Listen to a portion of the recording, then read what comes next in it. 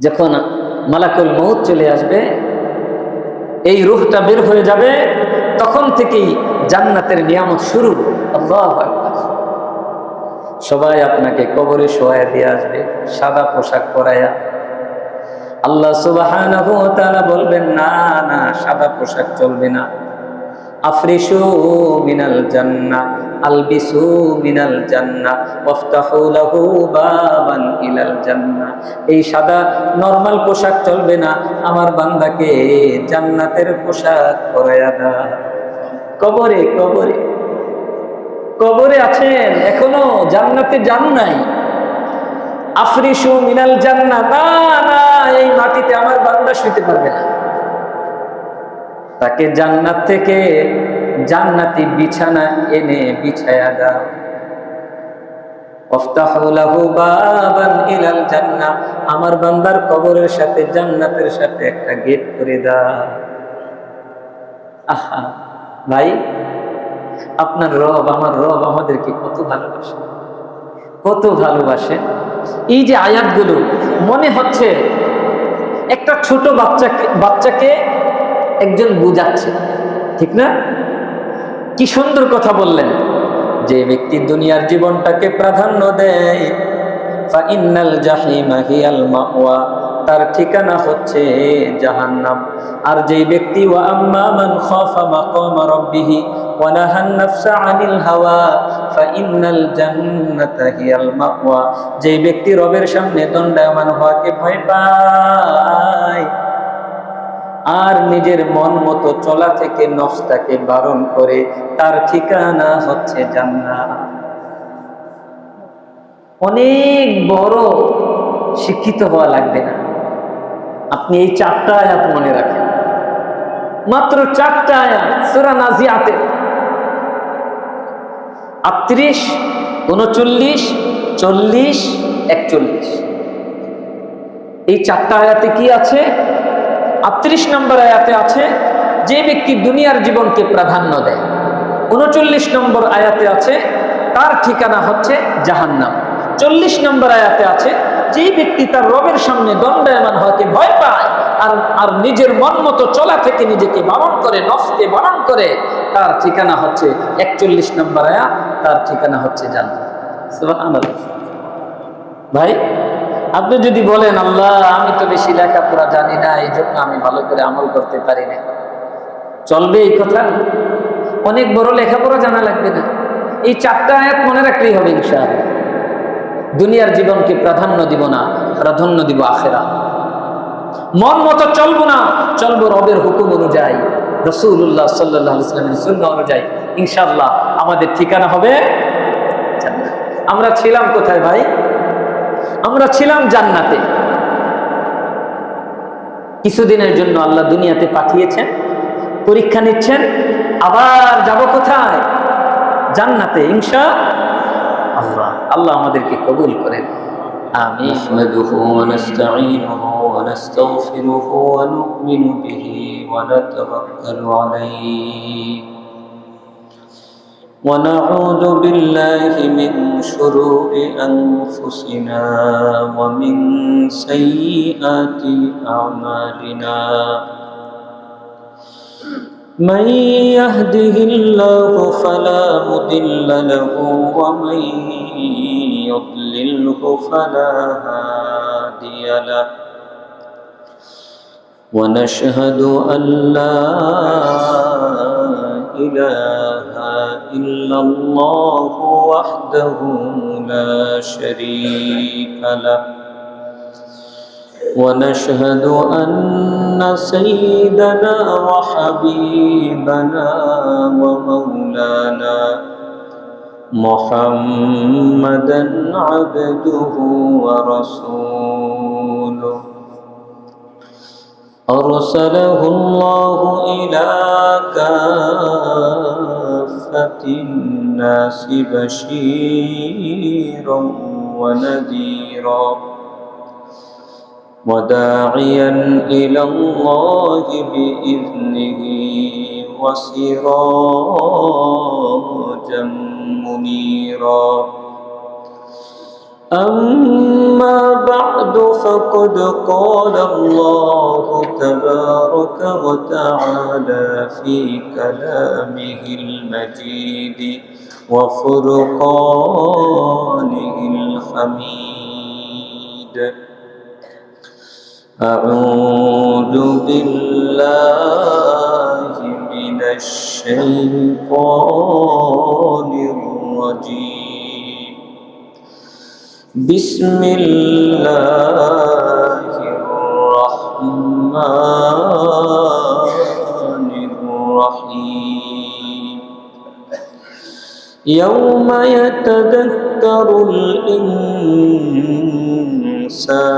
ما سعى وبرزت الجحيم لمن يرى فأما من طغى وآثر الحياة الدنيا فإن الجحيم هي المأوى وأما من خاف مقام ربه ونهى النفس عن الهوى فإن الجنة هي المأوى. يسألونك عن الساعة أيان مرساها فيما أنت من ذكراها إلى ربك منتهاها إنما أنت منذر من يخشاها كأنهم يوم يرونها لم يلبثوا إلا عشية أو ضحاها. صدق الله العظيم وصدق رسوله النبي الكريم ونحن على ذلك من الشاهدين والشاكرين والحمد لله رب العالمين. محبتر شهيد درود إبراهيم.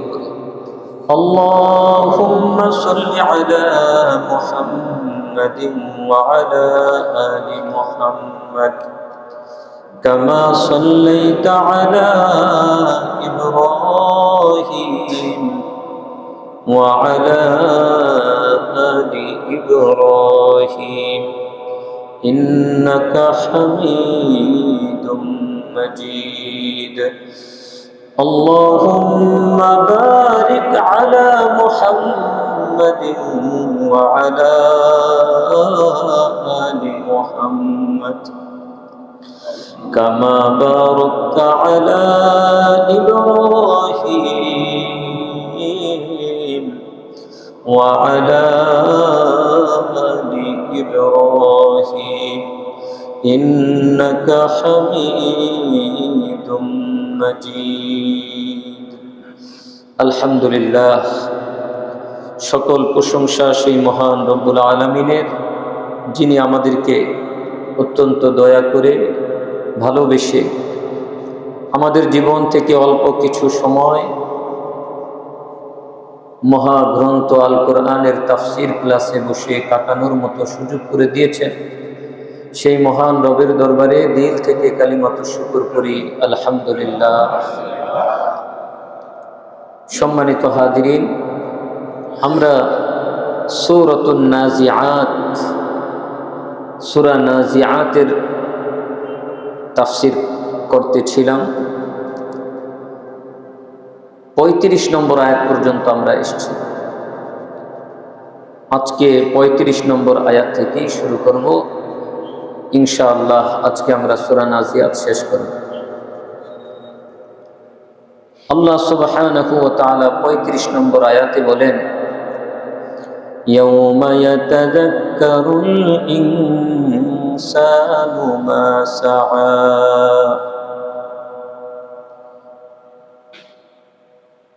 সেদিন, ইয়াউমা সেদিন, ইয়াতাযাক্কার স্মরণ করবে, আল ইনসান মানুষ, মা সাআ যা সে করেছে। অর্থাৎ ইয়াউমা ইয়াতাযাক্কারুল ইনসানু মা সাআ, সেদিন মানুষ তার কৃতকর্ম স্মরণ করবে। কে কি করেছে না করেছে সেদিন এটা মানুষের মনে পড়বে।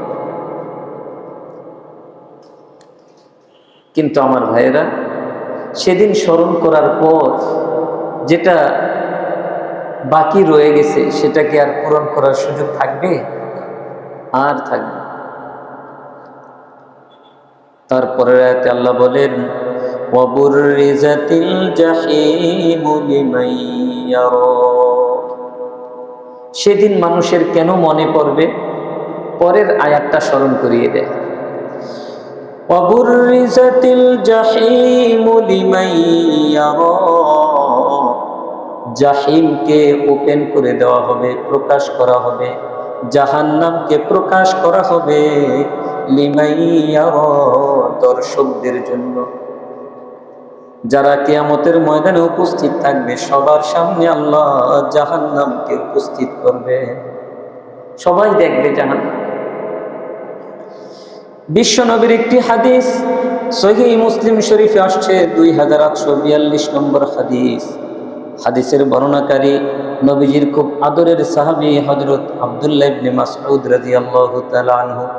তিনি বলেন, ইউক্তা বিজাহান্নাম ইয়াউমা ইদিন, সেদিন জাহান্নামকে আনা হবে, লাহা সাবউনা আলফা জিমামিন, জাহান্নামের সাথে 70,000 শিকল থাকবে। 70,000 শিকল দিয়ে জাহান্নামকে বেঁধে কিয়ামতের ময়দানে উপস্থিত করা হবে। তারপরে নবীজি বলছেন, মা কুল্লি জিমামিন সাবউনা আলফা মালাকিন, 70,000 শিকল থাকবে, এক একটা শিকলের সাথে 70,000 করে ফেরেশতা থাকবে। ইয়াজুরুনাহা, 70,000 ফেরেশতা এক একটা শিকল টেনে ধরে রাখবে। কারণ জাহান্নাম যখন কিয়ামতের ময়দানে গুনাহগারদেরকে দেখতে পাবে তখন জাহান্নাম লাফালাফি শুরু করে দেবে। গুনাহগারদেরকে গ্রাস করার জন্য, গিলে ফেলার জন্য জাহান্নাম লাফালাফি শুরু করে দেবে, গর্জন দিতে থাকবে। জাহান্নামের বিকট গর্জনে কিয়ামতের ময়দান থরথর করে কাঁপবে। গুনাহগাররা সেদিন পেরেশানি পড়ে যাবে, কান্নাকাটি করতে করতে করতে করতে চোখের পানি শেষ হইয়া চোখ দিয়ে রক্ত পড়তে থাকবে। রক্ত শেষ হইয়া এক সময় চোখ অন্ধ হয়ে যাবে অনেকের। এরকম অবস্থা হবে, নবীজি বলেন, ঘাম ঝরতে ঝরতে ঝরতে ঝরতে কারো ঘাম হবে টাকনু পর্যন্ত, কারো হবে হাঁটু পর্যন্ত, কারো হবে কাপ পর্যন্ত। কেউ ঘামের মধ্যে হাবুডুবু খেতে থাকবে, এত কঠিন অবস্থা। কিন্তু ভাই, সেদিন তো আল্লাহ ছাড়া আর কেউ না। একটু চিন্তা করেন, কল্পনার জগতে চলে যান। আপনি এখন কিয়ামতের ময়দানে আছেন। আল্লাহ বলছেন, ওয়াবুররিজাতিল জাহিমু লিমান ইয়ারা, সেদিন জাহান্নামকে দর্শকদের জন্য প্রকাশ করে দেওয়া হবে, ওপেন করে দেওয়া হবে। আর নবীজি বলছেন, জাহান্নামকে উপস্থিত করা হবে, তবে জাহান্নামকে 70,000 শিকল দিয়ে বেঁধে উপস্থিত করা হবে। এক একটা শিকল 70,000 ফেরেশতা টেনে ধরে রাখবে। তারপরেও জাহান্নাম লাফালাফি করতে থাকবে গুনাহগারদেরকে ধরার জন্য, গ্রাস করার জন্য। আমার ভাইয়েরা, এবার প্রশ্ন হতে পারে, হুজুর এই জাহান্নামে যাবে কারা? আল্লাহ পরে আয়াতে বলতেছেন, ফাআম্মা মান তাগা, সুতরাং যে ব্যক্তি সীমা লঙ্ঘন করেছে, যে ব্যক্তি অবাধ্যতা করেছে, যে ব্যক্তি নাফরমানি করেছে, যে ব্যক্তি তার রবের হুকুম লঙ্ঘন করেছে, ওয়া আসারাল হায়াতাদ দুনিয়া, আর দুনিয়ার জীবনটাকে প্রাধান্য দিয়েছে। শুধু দুনিয়া দুনিয়া দুনিয়া দুনিয়া, খাইতে পারলেই চলে, পড়তে পারলেই চলে, থাকতে পারলেই চলে। কত লাগবে দুনিয়া ভাই, আপনি কতটুকু খেতে পারেন? এক একটা তিমি মাছ সমুদ্রের মধ্যে টনকে টন খাবার লাগে, নাই কোনো চাকরি, নাই কোনো ব্যবসা, নাই কোনো ইনকাম সোর্স। এই বিশাল মাছকে, এই প্রাণীগুলোকে কে রিজিক দেয়? যদি সেই মহান রব্বুল আলামিন টনকে টন খাবার এক একটা প্রাণীকে দিতে পারেন, আপনি আমি তো আশরাফুল মাখলুকাত, আপনাকে আমাকে তো আল্লাহ বড় আদর করে মায়া করে ভালোবেসে সৃষ্টি করছে। কেন রে ভাই আসারুল হায়াতাদ দুনিয়া, দুনিয়াকে প্রাধান্য দিতে গিয়ে কেন আখিরাতকে ভুলে যেতে হবে? কেন ভাই সব সময় শুধু দুনিয়া দুনিয়া? ঘুমের মধ্যেও দুনিয়া, জাগ্রত অবস্থায় দুনিয়া, সকাল থেকে শুরু হয় সন্ধ্যা পর্যন্ত শুধু দুনিয়ার জন্য মেহনত। আখিরাতের জন্য কি করলাম ভাই?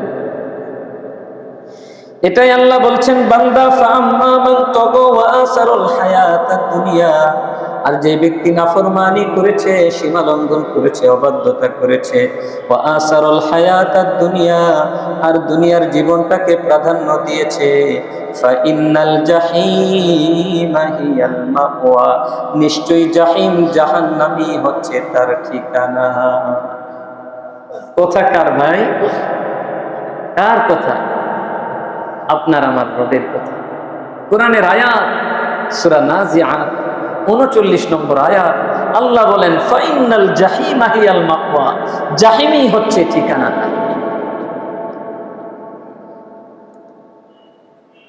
আল্লাহ সুবহানাহু ওয়া তাআলা সূরাতুশ শুরা ২৫ নম্বর পারা একটা সূরা আছে, সূরাতুশ শুরা, এই সূরার ২০ নম্বর আয়াতে আল্লাহ বলেন, মান কানা ইউরিদু হারসাল আখিরাতি নাজিদ লাহু ফি হারসি,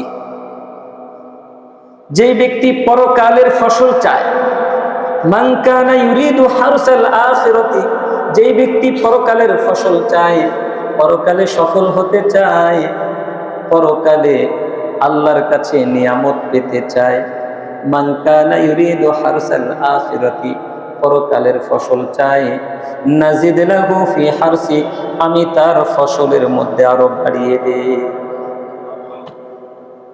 আর দুনিয়াদাররা বলে এরা বোকা, শুধু কবর কবর করে, এরা বোকা শুধু হাসরের ময়দান, হাসরের ময়দান, শুধু নামাজ রোজা, শুধু জিকির আজকার কোরআন তেলাওয়াত এগুলো নিয়ে পড়ে থাকে। এরা বোকা। না পারছে বাড়ি করতে, না পেরেছে গাড়ি করতে, না পেরেছে ফ্ল্যাট করতে, না পারছে ক্ষমতা প্রতিষ্ঠিত করতে, কিছুই নাই, শুধু জিকির জিকির জিকির। এরা বোকা না, বোকা তুমি। আল্লাহ বলছেন, যে ব্যক্তি আখিরাতের ফসল চায়, আমি আল্লাহ তার ফসলের মধ্যে বৃদ্ধি করে দেই। ওমান কানা ইউরিদু হারসাদ দুনিয়া, আর যে ব্যক্তি দুনিয়ার ফসল চায়, নাজিদ লাহু ফি হারসি, আমি কিছু দেই, নাজিদ লাহু ফি হারসি, ওমান কানা ইউরিদু হারসাদ দুনিয়া নুক্তিহি মিনহা, আর যে ব্যক্তি দুনিয়ার ফসল চায়, আমি আল্লাহ কিঞ্চিত পরিমাণ দেই। এখানে কিঞ্চিত পরিমাণ দ্বারা মুফাসসিরিনে কেরাম বলেন, তার তাকদিরে যা আছে আল্লাহ তাকে ততটুক দেন। তবে একজন হালাল খোর, একজন হারাম খোর, দুজনই তাকদিরে যা আছে তা পাবে, কিন্তু হালাল খোর যতটুক পায় তার মধ্যে সে শান্তি পাবে। যে হালাল খায়, যে হালাল পরিধান করে, যে হালাল বাসায় ঘুমায়, হালাল বিছনা চাদরটার উপর ঘুমায়, যে বালিশটা মাথার নিচে দেয়, এই বালিশটা হালাল টাকা দিয়ে কিনা, যে স্যান্ডেলটা পরে হতে পারে সেটা প্লাস্টিকের স্যান্ডেল, কিন্তু হালাল টাকা দিয়ে কিনা। আল্লাহ সুবহানাহু ওয়া তাআলা তাকে এই প্লাস্টিকের স্যান্ডেলের মধ্যেই শান্তি দিয়া দেন। কোন রকম পুরাতন একটা বিছানার চাদরে ঘুমাইছে একটা চৌকির উপর, কি সুন্দর ঘুম। আলু ভর্তা, ডাল ভাত, পান্তা ভাত খাচ্ছে, খেয়ে বলতেছে আলহামদুলিল্লাহ, কত মজা। আর হারাম খোরের তো গাড়ি আছে, বাড়ি আছে, কিন্তু বাড়ির মধ্যেও শান্তি নাই, গাড়ির মধ্যেও শান্তি নাই। টাকা আছে অনেক, কিন্তু শান্তি নাই। কত পদের খাবার আছে কিন্তু খাবার খেতে পারে না, ডাক্তার নিষেধ করে দিছে। প্রিয় ভাই, আল্লাহ সুবহানাহু ওয়া তাআলা বলতেছেন, বান্দা দুনিয়া চাইও না, দুনিয়া বরাদ্দ দিয়ে আমি তোমাকে দুনিয়াতে পাঠাইছি। আখিরাত চাও, আখিরাতের জন্য মেহনত করো। দুনিয়া চাওয়ার জিনিস না। দুনিয়াতে কি লাগবে তোমাকে সৃষ্টি করার 50,000 বছর আগে আমি আল্লাহ সেটা নির্ধারণ করে দিছি। তোমাকে পাঠানোর 50,000 বছর আগে আমি বরাদ্দ করে দিয়েছি। তুমি কি খাবা, কোথায় ঘুমাবা, কোন কাপড়টা পরিধান করবে, কোন জুতাটা তুমি পরিধান করবে। আরে বান্দা, বাজারে কত মানুষ যায়, যেই মাছটা তুমি কিনবা ওই মাছটা কেন আরেকজনের পছন্দ হয় না? কারণ ওই মাছের মধ্যে আল্লাহ তোমার রিজিক রেখে দিছে। বাজারে তো কত মানুষ যায়, যেই পাঞ্জাবিটা তুমি পরবা সেই পাঞ্জাবিটা কেন অন্যজন কিনে না? কারণ এই পাঞ্জাবির মধ্যে তোমার নাম লেখা আছে। নাম যিনি লিখে দিয়েছেন তিনি হচ্ছেন আল্লাহ। সুতরাং প্রিয় ভাই, আল্লাহ সুবহানাহু ওয়া তাআলা সূরা শুরার মধ্যে বলতেছেন, বান্দা মান কানা ইউরিদু হারসাল আখিরাতি নাজিদ লাহু ফি হারসি, যে ব্যক্তি আখিরাতের ফসল চায় আমি আল্লাহ তার ফসলের মধ্যে বাড়িয়ে দেই। ওমান কানা ইউরিদু হারসাদ দুনিয়া নুতিহি মিনহা, যে দুনিয়ার ফসল চায় আমি তাকে তার তকদিরে যা আছে, বরাদ্দ যা আছে সেটাই দেই। ওমা লাহু ফিল আখিরাতি মিন নাসিব, কিন্তু পরকালে তার কোনো অংশ না। পরকালে অংশ নাই। যে দুনিয়া চায় তার জন্য পরকালে অংশ নাই। এজন্য আমার চাওয়া হবে আখিরাত, আমার মেহনত হবে আখিরাতের জন্য। এখন বলবেন, হুজুর আমরা যে ব্যবসা করি, আমরা যে চাকরি করি, ভাই এই চাকরিটাও আখিরাতের জন্য, এই ব্যবসাটাও আখিরাতের জন্য। শুধু নিয়তটা পরিবর্তন করেন। ব্যবসা করে যেই টাকা উপার্জন হবে, সম্পদ হবে, সেটা দিয়ে সন্তানাদি, পরিবার পরিজন, ভাই বোন, আত্মীয় স্বজন, গরিব মিসকিন অসহায়দের খেদমত করেন, নিয়ত করে ফেলেন। আপনি যদি নিয়ত করতে পারেন, আপনি ব্যবসায় যতটুকু সময় দিবেন এই সময়টা আপনার আমলনামার মধ্যে ইবাদত লেখা হবে। সুবহানাল্লাহ। আপনি চাকরির মধ্যে যতটুকু সময় দিবেন এই চাকরিটা, এই সময়টা আপনার আমলনামার মধ্যে ইবাদত লেখা হবে, সওয়াব লেখা হবে। কারণ আপনার নিয়ত শুধু চাকরি নয়, আপনার নিয়ত হচ্ছে আমি চাকরি করব, সময় দিব, আর সময় দেওয়ার পরে আমাকে যেই পারিশ্রমিক দিবে এটা দিয়ে আমার পরিবার পরিজনের সদস্যদের খেদমত করব, যাতে করে তারা আমার খেদমতের উসিলায় আল্লাহ সুবহানাহু ওয়া তাআলার হুকুমগুলো পালন করা সহজ হয়ে যায়। সুতরাং ভাই, দুনিয়া চাওয়ার জিনিস না, চাইতে হবে কি আখিরাত। আমরা তো হাত উঠাইলে 10 বার যদি চাই দুনিয়া, একবার চাই আখিরাত। আল্লাহ ব্যবসা বাণিজ্য ভালো করে দেন, আল্লাহ চাকরি বাকরি ভালো করে দেন, আল্লাহ একটা ফ্ল্যাট কেনার সুযোগ করে দেন, আল্লাহ একটা বাড়ি যেন সুন্দর করে বানাইতে পারি সুযোগ করে দেন, আল্লাহ ছেলেটাকে প্রতিষ্ঠিত করতে পারি, মেয়েটাকে প্রতিষ্ঠিত করতে পারি। আল্লাহ অমুক দেশে নিয়ত করছি পাঠাবো, আপনি সহজ করে দেন। একবারও দোয়া করি না আল্লাহ ছেলেটাকে নেককার বানায় দেন, আল্লাহ মেয়েটাকে নেককার পর্দানিসীন বানায় দেন, আল্লাহ স্ত্রীটাকে পর্দানিসীন নেককার বানায় দেন, আল্লাহ তাদেরকে জান্নাতের পাখি বানায় দেন। আল্লাহ আমার সামনে আমার সন্তান জাহান্নামে জ্বলবে, এটা আমি সহ্য করতে পারবো না, আমার ছেলে এটাকে আপনি জান্নাতি বানায় দেন। কয়দিন দোয়া করছি ভাই। সুতরাং আল্লাহ বলছেন তুমি আখিরাত চাও। মান কানা ইউরিদু হারসাল আখিরাত, যার উদ্দেশ্য আখিরাত, আমি তার ফসলের মধ্যে কি দেই? বাড়িয়ে দেই, বরকত দেই। আর দুনিয়া যা আছে, দুনিয়াদার যা পাবে আপনিও তাই পাবেন, আপনারটা কম হবে না। তবে আপনি ততটুক পাবেন যতটুক আপনার রব, আমার জন্য বরাদ্দ রেখেছেন, এবং আমার রব আমার জন্য যেটা বরাদ্দ রেখেছেন সেটা আমার কল্যাণের জন্য বরাদ্দ রেখেছেন।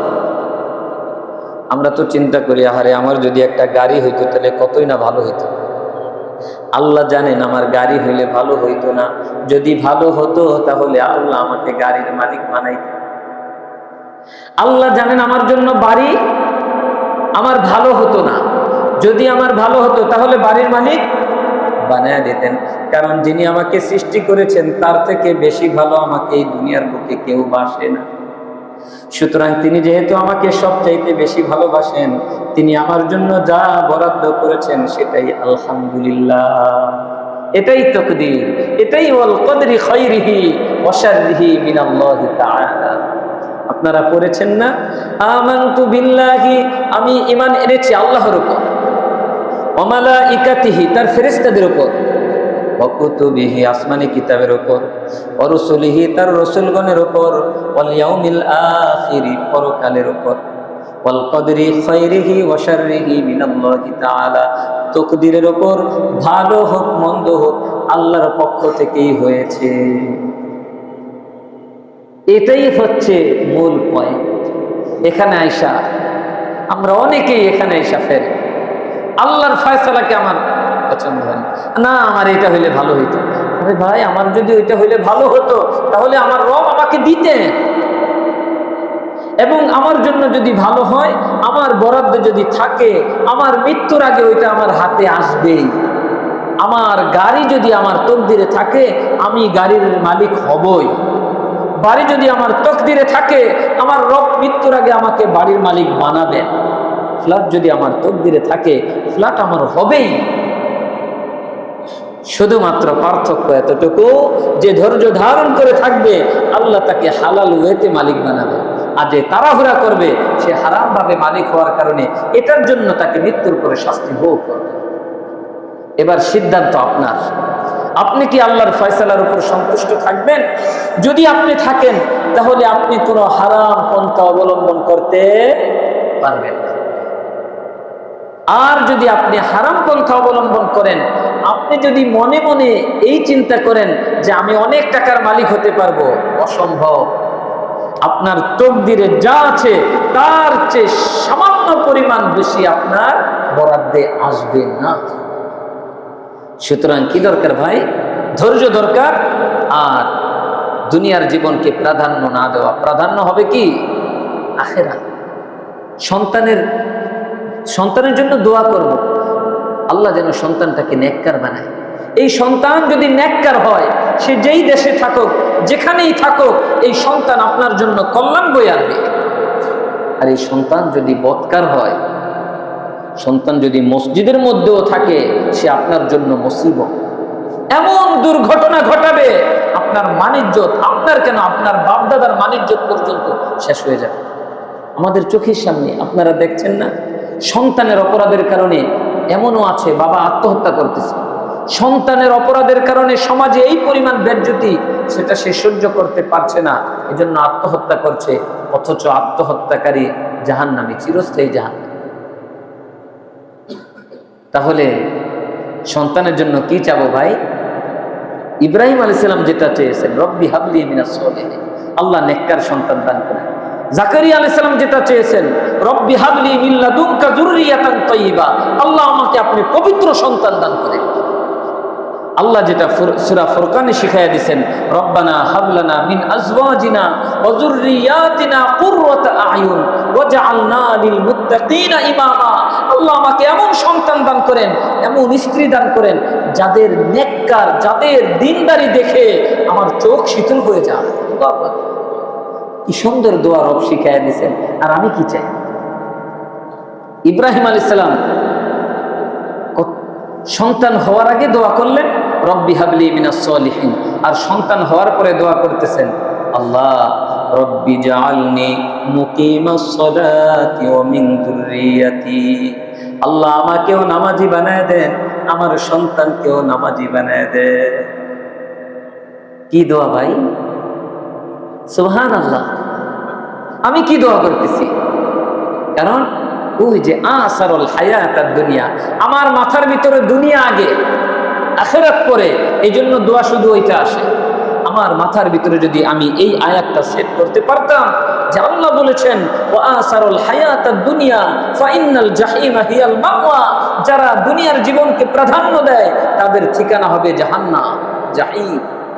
আমি যদি এটা আমার মাথার ভিতরে ফিট করতে পারতাম, তাহলে শুধু আমার মুখ দিয়া সব সময় দুনিয়া দুনিয়া আসতো না, আমার মুখ দিয়েও আখিরাতই বের হতো। আমিও আল্লাহর কাছে বলতাম রব্বি হাবলি মিনাস সালিহিন, আমিও আল্লাহর কাছে বলতাম রব্বি হাবলি মিন লাদুনকা যুররিয়াতান তাইয়্যিবা ইন্নাকা সামিউদ দুআ। আমিও বলতাম রব্বানা হাব লানা মিন আজওয়াজিনা ওয়া যুররিয়াতিনা কুররাতা আ'য়ুন ওয়াজআলনা লিল মুত্তাকিনা ইমামা। আমার ভাইয়েরা, কেন আমার মুখ দিয়ে আসে না? কারণ আমি এখনো আখিরাতকে দিলের মধ্যে বসাইতে পারি নাই। এজন্য দিলে কি বসাতে হবে ভাই? আখিরাত বসাতে হবে। পরকালীন জীবনের সব চিন্তা ভাবনা দিলের মধ্যে বসাইতে হবে। আর দুনিয়ার চিন্তাটা বসানো লাগবে না, দুনিয়া তো এমনি আসবে, এটাকে উল্টা ডিলিট করতে হবে আপনাকে। দুনিয়া হচ্ছে ভাইরাসের মতো। মোবাইলের মধ্যে ভাইরাস আসে না? ভাইরাস আসার পরে অটো ভাইরাস রিমুভার আছে, সেটা দিয়ে আপনার ওই ভাইরাসগুলোকে রিমুভ করতে হয়। যদি আপনি সেটা রিমুভ না করেন তাহলে আপনার মোবাইল জ্যাম হয়ে যাবে, আপনার কম্পিউটার ল্যাপটপ জ্যাম হয়ে যাবে, সেটা ভালোভাবে কাজ করবে না। ঠিক তেমনিভাবে এই দুনিয়া ভাইরাসের মতো, এটা এসে দিলের মধ্যে এমনিতেই জ্যাম সৃষ্টি করে রাখে। আখিরাতের স্মরণ করে করে এই ভাইরাসকে রিমুভ করতে হবে। আল্লাহর স্মরণ করে করে এই ভাইরাসকে রিমুভ করতে হবে। রাসূলুল্লাহ সাল্লাল্লাহু আলাইহি সাল্লাম বলেন, প্রত্যেকটা জিনিস পরিষ্কার করার একটা যন্ত্র আছে, আর কলব পরিষ্কার করার যন্ত্র হচ্ছে জিক্রুল্লাহ, আল্লাহর জিকির। সুবহান, আল্লাহর জিকির। আমার ভাইয়েরা, তাহলে আল্লাহ সুবহানাহু ওয়া তাআলা ৩৮ নম্বর আয়াতে বললেন, ওয়া আসারুল হায়াতাদ দুনিয়া, যে ব্যক্তি দুনিয়ার জীবনটাকে প্রাধান্য দেয়, ফা ইন্নাল জাহিমা হিয়াল মাওয়া, তার ঠিকানা হচ্ছে জাহিম, তার ঠিকানা হচ্ছে জাহান্নাম। এখন জিজ্ঞাসা করলাম, আল্লাহ জান্নাত কার ঠিকানা হবে? দেখেন আল্লাহ ৪০ নম্বর আয়াতে সেটাই বলতেছেন, কার ঠিকানা হবে জান্নাত। ওয়া আম্মা মান খাফা মাকামা রাব্বিহি, আর যে ব্যক্তি ভয় পায় তার রবের সামনে দণ্ডায়মান হওয়াকে। এতক্ষণ যেটা বললাম, যে ব্যক্তি তার রবের সামনে দাঁড়ানোকে ভয় পায়, আমার রবের সামনে আমার দাঁড়াইতে হবে, সারা জিন্দেগির হিসাব দিতে হবে, আল্লাহ সুবহানাহু ওয়া তাআলা যাররা যাররা পরিমাণ হিসাব নেবেন, এই ভয় সে নিজের ভিতরে লালন করে। ওয়া আম্মা মান খাফা মাকামা রাব্বিহি, যেই ব্যক্তি রবের সামনে দণ্ডায়মান হওয়াকে ভয় পায়, ওয়া নাহান নাফসা আনিল হাওয়া, আর নিজের নফসটাকে মন মতো চলা থেকে বারণ করে, নফসকে মন মতো চলা থেকে বারণ করে, অর্থাৎ মন যা চায় তা করে না, রব যা চান তা করে। ভাই, মন যা চায় তা করে না, কি করে? রব যা চান তা। একটু বুকে হাত দিয়া বলেন তো, রব যা চান তা কয়টা করি আমরা, আর মন যা চায় তা কয়টা করি? মন চাইছে এখন যাইতে, এক জায়গায় ছুটে যেতে, চলে যাই। নামাজের ওয়াক্ত হয়ে গেছে, কোনো খবর নাই। গাড়িতে এখন উঠলে যে আমি নামাজটা মিস করব, কোনো চিন্তা নাই। আরে ভাই, নামাজ পরে পড়ে নেওয়া যায়, কি সুন্দর ফতোয়া। হ্যাঁ, অথচ আল্লাহ বলতেছেন, ইন্নাস সালাতা কানাত আলাল মুমিনিনা কিতাবাম মাওকুতা, মুমিনের উপর নির্ধারিত টাইমে নামাজকে ফরজ করা হয়েছে। অথচ মন চাইছে এখন যাইতে, শুরু হয়ে গেল আমার জার্নি। না, ওয়ানাহান নাফসা আনিল হাওয়া, যে ব্যক্তি রবের সামনে দণ্ডায়মান হওয়াকে ভয় পায় আর মন মতো চলা থেকে বিরত থাকে। এবার পুরস্কারটা শুনবেন না, আল্লাহ বলতেছেন, ফা ইন্নাল জান্নাতা হিয়াল মাওয়া, জান্নাতি হচ্ছে একমাত্র তার ঠিকানা। আল্লাহু আকবার। ভাই, আপনি ঠকবেন না, আপনার রব আপনাকে ঠকাবেন না। আপনি এই চিন্তা করেন না, সবাই তো কত সুন্দর চাকচিক্য চলাফেরা, কি সুন্দর জীবন যাপন, আমি কত সাধারণ। না, আপনি সাধারণ জীবন যাপন করেন। আপনার রব যা বলেছেন আপনি তা মানে, আপনার নবীর আদর্শ অনুযায়ী জীবনটাকে আদর্শবান করেন, আপনার রব আপনাকে ঠকাবেন না। আপনার ঠিকানা জান্নাত। আর জান্নাতের মধ্যে যাওয়ার পরে আপনার রব কি বলবেন জানেন? সূরা হামিম সাজদার মধ্যে আল্লাহ বলতেছেন, সেদিন আল্লাহ বলবেন, ওয়ালাকুম ফিহা মা তাশতাহি আনফুসুকুম, বান্দারে জান্নাতের মধ্যে তোমার মন যা চাবে তুমি তাই পেয়ে যাবা। আজকে দুনিয়াতে বলতেছেন যে ব্যক্তি মন মতো চলে না, মন যা চায় তা করে না, তার ঠিকানা জান্নাত। আর জান্নাতের ব্যাপারে আল্লাহ বলতেছেন ওয়ালাকুম ফিহা মা তাশতাহি আনফুসুকুম, তোমার মন যা চাবে তুমি সেখানে তাই পেয়ে যাবা। ওয়ালাকুম ফিহা মা তাদউন, বান্দারে যা দাবি করবা সাথে সাথে হাজির, সাথে সাথে উপস্থিত, কোনো দেরি নাই। এরকম না যে তুমি চেয়েছো তোমাকে বানায় দিতে আমি আল্লাহর একটা সময় লাগবে। তুমি যদি রেস্টুরেন্টে যাও, একটা খাবার অর্ডার দিয়েছো, এই খাবারটা বানায় দিতে একটা সময় নেয়, তারা 10 মিনিট, 15 মিনিট, 20 মিনিট, আধা ঘন্টা সময় নেয়। কিন্তু রব বলতেছেন বান্দা জান্নাত এমন এক সুখের জায়গা, তোমার চাইতে দেরি, তোমার সামনে হাজির হইতে দেরি হবে না। এখন বললাম আল্লাহ এগুলো কিভাবে পাবো? আল্লাহ বলতেছেন বান্দা কোনো টেনশন করো না, নুজুলাম মিন গফুরির রহিম। পরের আয়াতে আল্লাহ বলতেছেন এটা দয়াময় ক্ষমাশীল আল্লাহর পক্ষ থেকে তোমাদের জন্য মেহমানদারি। মেজবান কে? আল্লাহ। মেহমান কে? আপনি। আপনি মেহমান আর আপনার রব মেজবান। আর মেহমানদারির সরঞ্জাম হচ্ছে জান্নাত এবং জান্নাতের নিয়ামত। সুবহানাল্লাহ বলেন। সুতরাং আমার ভাই, আজকে যদি মন মতো না চলি আমি ঠকবো না ইনশাআল্লাহ। আমার রব আমাকে জিতায় দিবেন, আমার মুখে এমন হাসি ফুটায় দিবেন যেই হাসি ফুটানোর পরে কোনো দিন আর এই হাসি হাতছাড়া হবে না। আজকে তো দুনিয়ার বুকে আজকে খুব আনন্দিত, কালকে দেখা যায় এই লোকটার চোখে পানি। আজকে খুব ভালো, তারপরের দিন ভালো নাই। কিন্তু জান্নাত এমন এক জায়গা যেখানে ভালো নাই এমন কোনো শব্দ নাই, সেখানে শুধু সুখ আর সুখ, শান্তি আর শান্তি। আল্লাহু আকবার। তাহলে আমার ভাইয়েরা এই সুখের জান্নাত কে পাবে? আল্লাহ এক কথায় বললেন ওয়া আম্মা মান খাফা মাকাম রাব্বিহি, যে ব্যক্তি তার রবের সামনে দণ্ডায়মান হওয়াকে ভয় পায়, ওয়া নাহান নাফসা আনিল হাওয়া, আর মন মতো চলা থেকে নিজেকে বারণ করে, ফা ইন্নাল জান্নাতা হিয়াল মাওয়া, তার ঠিকানাই হচ্ছে জান্নাত। জান্নাত জাহান্নামের আলোচনা শেষ।